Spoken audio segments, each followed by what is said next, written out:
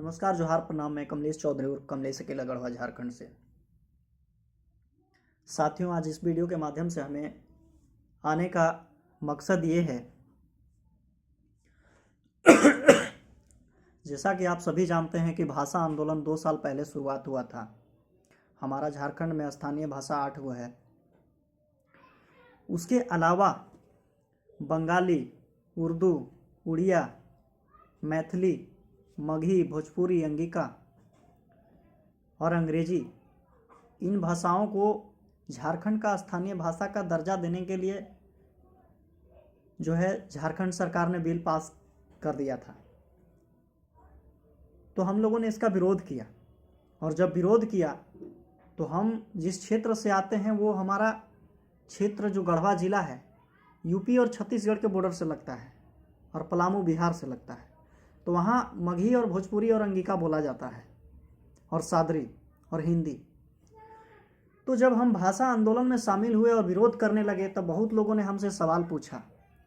हम बहुत सारे संगठन के ग्रुप में थे, और अभी भी कुछ संगठन में, जैसे राष्ट्रीय ओबीसी मोर्चा है, उसमें भी हम हैं।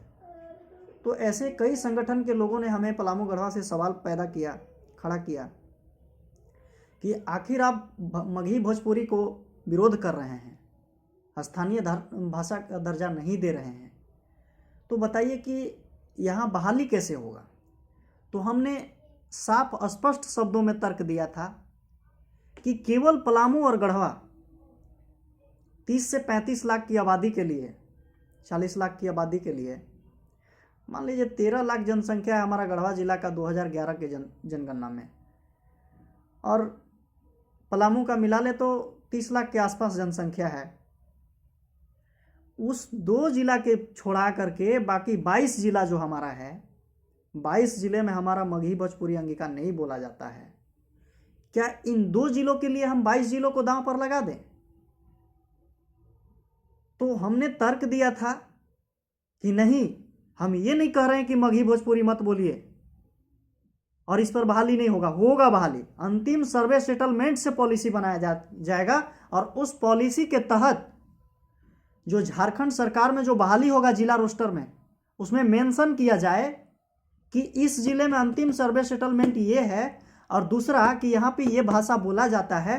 तो उस जिला रोस्टर के अंदर में जो हम बहाली करेंगे उसका एक लैंग्वेज पेपर होगा, और लैंग्वेज पेपर के आधार पर जो बहाल होंगे उसको बहाल करेंगे हम उसी जिला में।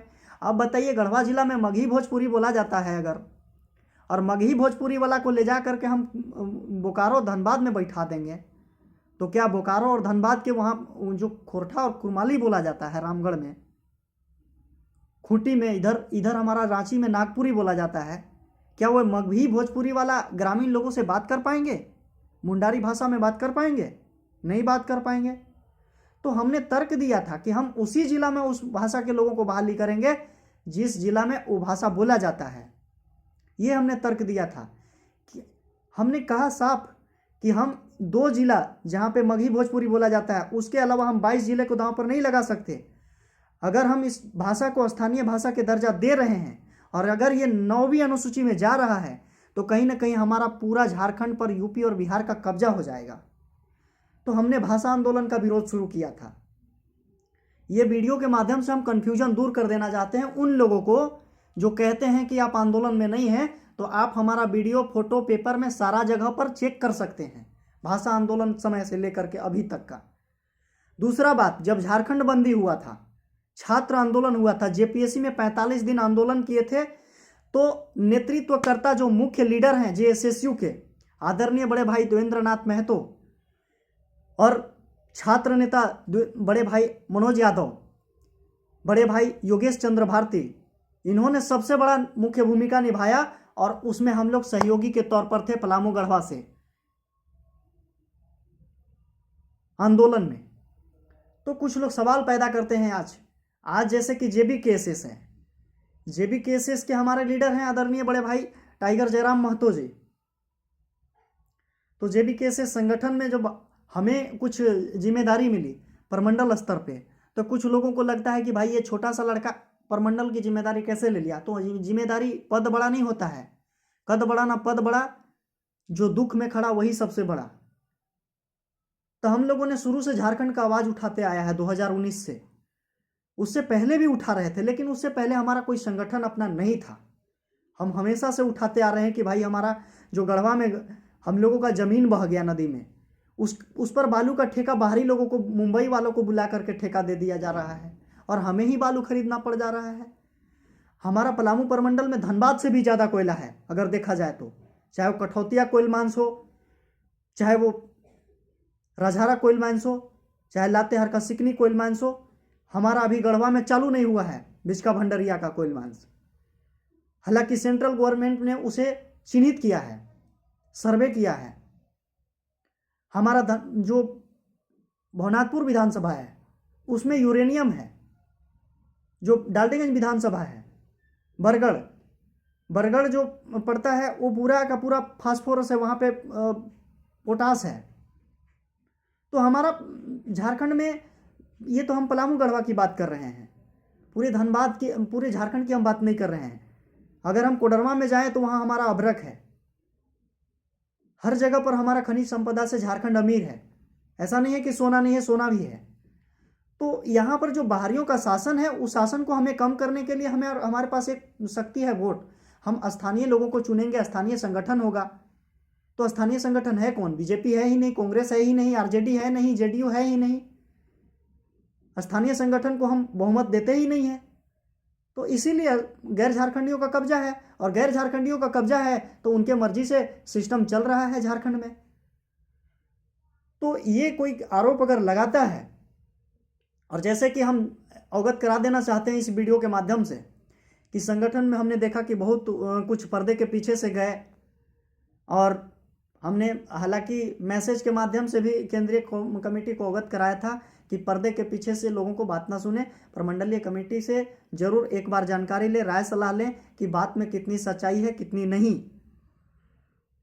चूंकि चतरा लोकसभा पर बार बार शुरू से आरोप लगते आ रहा है कि टिकट जो है पैसे के दम पर खरीदा गया है। तो अब इस बात में कितना सच्चाई हम इसको कंफर्म नहीं करते हैं। हाँ, लेकिन चतरा लोकसभा में कुछ क्षेत्र जो है पलामू प्रमंडल का आता है, जैसे पांकी विधानसभा। तो उस नाते हम ये कहना चाह रहे थे कि इसमें केंद्रीय कमेटी को एक बार पुनः विचार करना चाहिए था। चूँकि चतरा से, पलामू से, लातेहार से जो भी संघर्षरत छात्र हैं वो कहीं ना कहीं बहुत गरीब हैं, मिडिल फैमिली से हैं।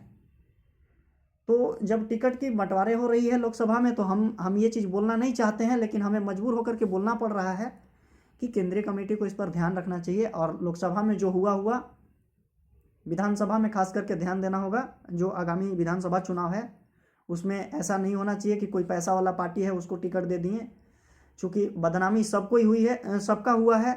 और हमारे तो छात्र नेता जो हमारे शीर्ष नेतृत्व करता है, टाइगर जयराम दादा, उन पर जो है सो सैकड़ों केस लाद दिया गया है। देवेंद्र नाथ महतो पर सैकड़ों केस लाद दिया गया है, मनोज यादव पर सैकड़ों केस लाद दिया गया है। तो इन सबको हम लोग कैसे बातों को उठा सकते हैं? इसीलिए हम लोगों को चुप रहना पड़ता है। फिर भी हम अपने आवाज़ से अवगत कराना चाहेंगे कि आगे ऐसा कुछ भी ना हो, लोग आरोप लगाएं कि पैसे वाले को टिकट दे दिया जा रहा है, कुछ भी। और हमें ये चीज़ बोलना नहीं था, लेकिन मजबूर होकर के बोलना पड़ रहा है। हम यही चाहेंगे, हमारा एक निजी विचार यही है कि संघर्ष करने में जो आंदोलन में रहे थे वो कभी ये देख करके नहीं आए थे कि हमारा झोपड़ी वाला घर है, हमारे पास पैसा नहीं है तो आंदोलन में जाएंगे तो हम लाठी खाएंगे, गोली खाएंगे, मारे जाएंगे, ये सब देख करके नहीं आए थे। वो हमेशा ये देखे कि हमारा बाल बच्चा का आने वाला का भविष्य कैसा होगा, हमारा माँ बाप किस हाल में है, हम किस घर में पैदा हुए हैं, कैसे जी रहे हैं। सिचुएशन के अनुसार उन्होंने आंदोलन में आने के लिए मजबूर हुए हैं, और हम उनका सम्मान करते हैं, सभी का सम्मान करते हैं। तो इस बात पर ध्यान दिया जाए, भावनाओं का भी कद्र किया जाए।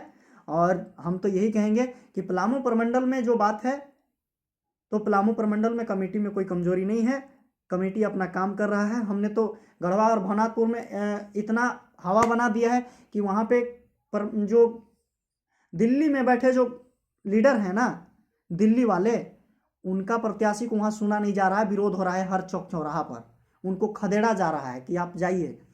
जब आपको फ़ोन किया जाता है तो आप कहते हैं कि तबीयत खराब है, हम अभी विदेश में हैं।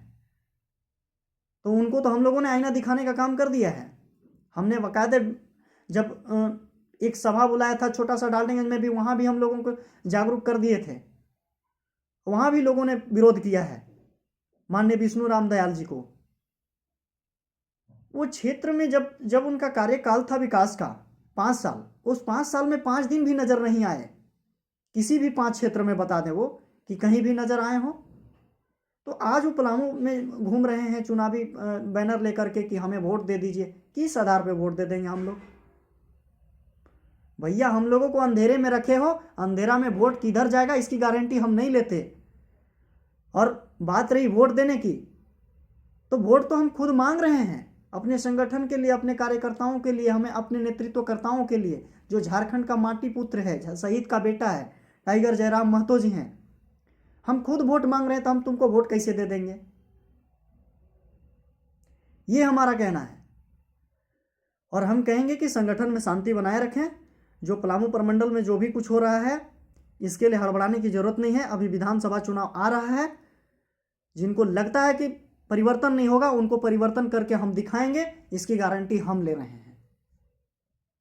और हमने अपना जमीनी स्तर मजबूत कर दिया है, हमें किसी से जमीनी स्तर की मजबूत करने के लिए सर्टिफिकेट की आवश्यकता नहीं है। धन्यवाद।